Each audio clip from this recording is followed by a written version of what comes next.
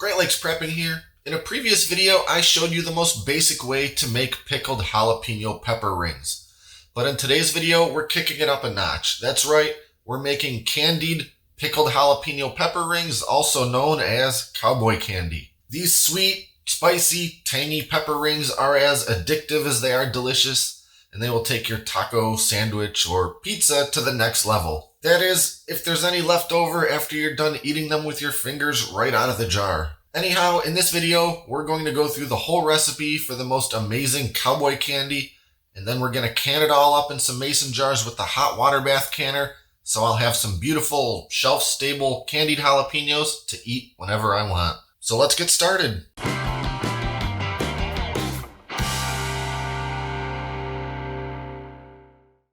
So let's get started by taking a look at our ingredients. First, of course, we have jalapenos, a whole bunch of jalapenos. For this batch, I'm starting with 4 pounds of fresh jalapeno peppers. Next, we've got sugar, a lot of ordinary white sugar. That's 4 cups. Next, we have vinegar. Since this is a pickled candied jalapeno, we need vinegar. Now, a lot of recipes call for using all apple cider vinegar. I find that using all apple cider vinegar ends up making the end product taste a bit too fruity for my liking. So I like to cut it with some regular white vinegar. Now, I'm just going to go half and half on the quantities of white and apple cider vinegar. You could definitely go all white vinegar. That may end up making the final product taste a little sharp, but being that this is a sweet candied jalapeno, I don't mind a little bit of that fruitiness from the apple cider. And for our other flavorings, we've got some kosher salt, some celery seed,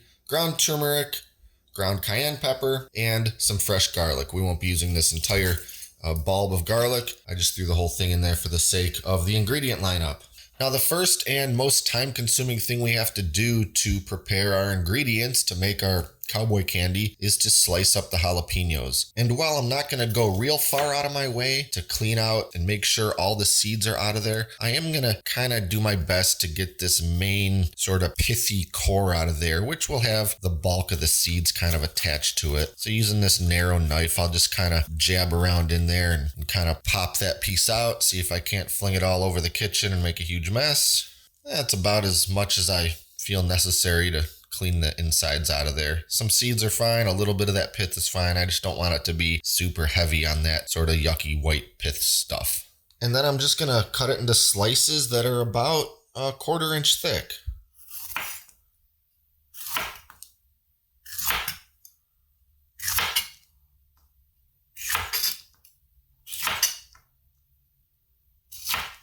Now I'll just repeat for all 4 pounds of these peppers. And if you've ever worked with any kind of hot peppers before, I'm sure this goes without saying, but notice I'm wearing some latex gloves to do this, because once those sort of spicy oils get into your skin, unless you wash your hands very thoroughly, you're gonna have that oil on you for hours, if not the whole day, and you're gonna end up touching your face or your eyes or something. So just wear the gloves and kind of take that whole worry right out of the equation.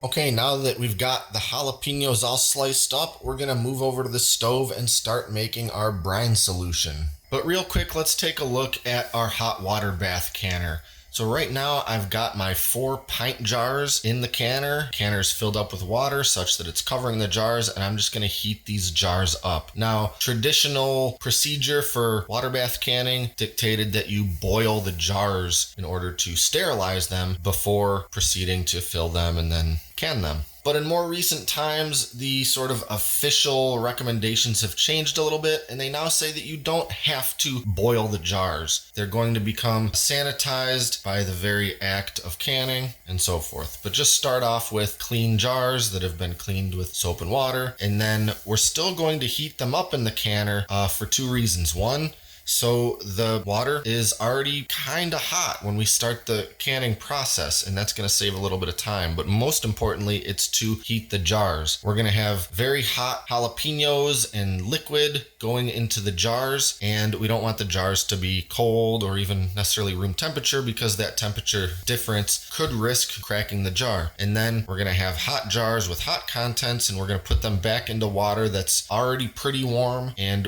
when we keep everything that all kind of a consistent temperature, or at least close to it, we're going to reduce any risk of cracking any of these jars. So I'm going to let this heat up to about a simmer, and then I'll kill the heat.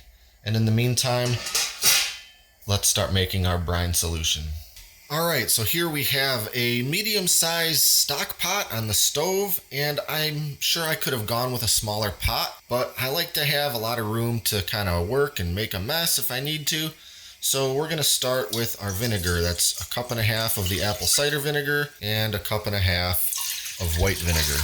And all of our dry seasonings. That's 2 teaspoons of kosher salt, 2 teaspoons of celery seed, 2 teaspoons ground turmeric, 1/2 teaspoon crushed cayenne pepper, and some of our fresh garlic. About 6 pretty good sized cloves of garlic, just sliced up real thin. Get our heat turned on to medium high, maybe closer to high, and give everything a preliminary stir before adding in our 4 cups of white sugar. These aren't called candied jalapenos for nothing. Now we just want to heat this up till it's about boiling, stirring kind of regularly. We want all that sugar to be totally dissolved in there. All right, so our solution is just coming up to a boil, and that sugar is all dissolved. And now we're gonna carefully add in all of those jalapeno rings.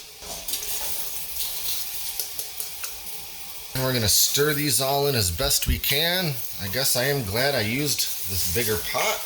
There's no way these would have fit into a saucepan.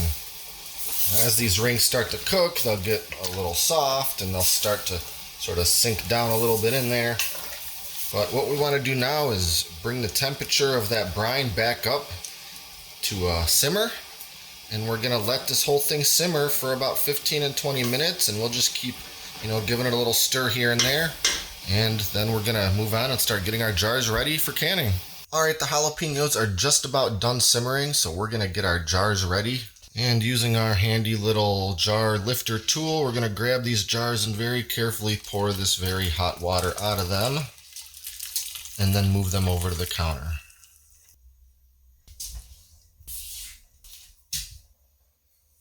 Now the way we're going to fill these jars up is by first loading them up with the jalapeno rings and then pouring the brine over top. So that means we have to first separate our rings from the majority of the liquid. I could do this by pouring the whole thing into a colander, but I think it's easier just to use this big slotted spoon thing.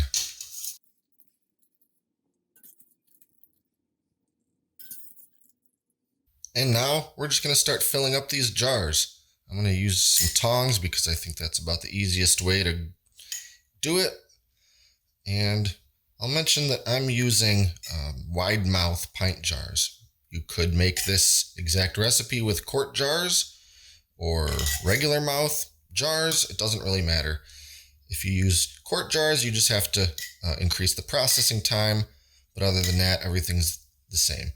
I like the wide mouth jars for this because to me, this is a food that I like to just pop open a jar and grab a few with my fingers, and the wide mouth makes that a little easier, but it really doesn't matter, wide mouth, regular mouth.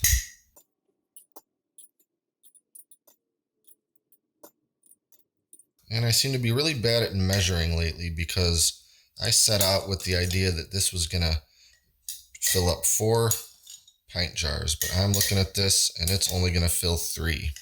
4 pounds of jalapenos, and I'm gonna get 3 jars out of it. That's okay, it's not really gonna affect anything, except I have 3 jars instead of 4 to work with. That just means I get to make another batch. Now we're just gonna ladle over some brine until each jar is filled up. Almost to the top, we just wanna leave 1/2 inch of head space.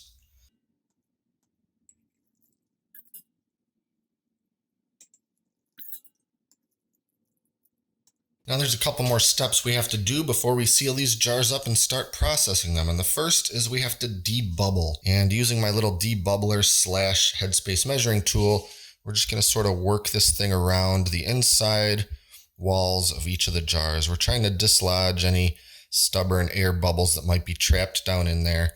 We want to get that all out of there before we seal these things up. And lastly, we'll use this end to measure how much headspace we have. We got this little notch here, and that is the 1/2 inch mark. So we'll put it on the edge of the jar and make sure that the tip of this tool is just touching the liquid. And it looks like I need to add just a little more to the first jar. Actually, a little more to all these jars. And that's looking about right to me. And now just one more thing before we seal these up. We have to wipe the rims of these jars, keeping in mind that they're still very hot because the jars were hot and we put hot contents in them. But we need to use some damp paper towel and thoroughly wipe the rims until there's no more of that yellow liquid. If we have any food residue trapped between the jar and the lid, we're going to risk having a failed seal. So we want to really thoroughly wipe the rim until there's nothing left. And it's convenient with a recipe like this because the brine is a yellow color, and that is easy to show up on my damp paper towel. So I'll just keep doing this until there's no more yellow visible on this thing.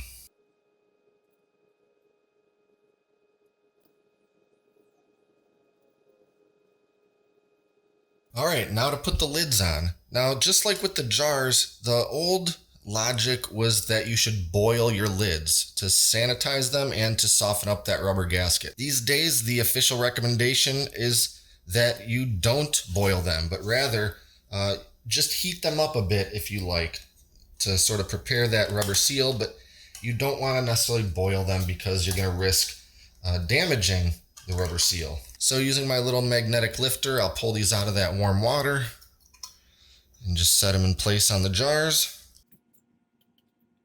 And then we're putting on the rings, and we're going to screw these down finger tight. We don't want to crank them on, just tight enough to be snug. Now we're moving back to the canner.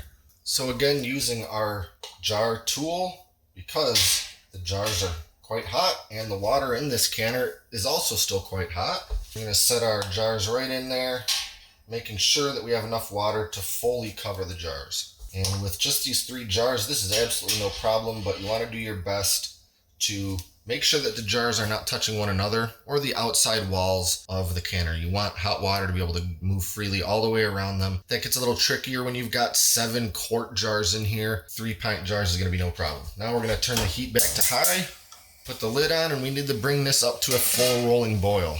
Now the processing time for pint jars is 15 minutes. If I was doing 1/2 pint jars, it would be 10 minutes. Quart jars, it would be a little more. But what processing in this context means is once this water reaches that full rolling boil, the processing has begun. So I keep an eye on this, and once it hits that full boil, I'm going to start my timer for 15 minutes since I'm using pint jars. So we'll leave this for a few until it gets up to temperature, and then we'll pick it back up. All right, we've reached a full rolling boil, so we're going to go ahead and start our timer for 15 minutes. All right, 15 minutes is up, and that means the processing is finished. So we got the heat turned off, and now we're just going to let these cans sit here in the water for a few more minutes, let them start to come down a little bit in temperature before we pull them out into the room temperature air, and then we'll set them on the counter, and that's about that.